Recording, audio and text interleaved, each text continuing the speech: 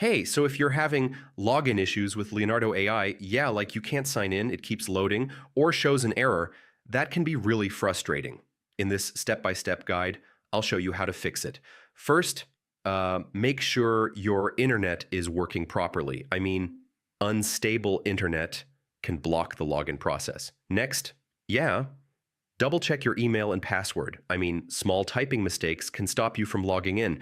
Now, if email login fails, try Google or Apple sign in. I mean, sometimes third-party login works better. Yeah, if you forgot your password or it's not working, reset it. I mean, this fixes most login failures. Now, cached data can break login sessions. Clearing your browser cache often fixes it. Yeah, some extensions or ad blockers can interfere with login scripts. Try turning them off. Now, try logging in using incognito mode. I mean, this avoids cached data and extension issues. Yeah, sometimes the issue is on their side. I mean, the servers might be down or under maintenance.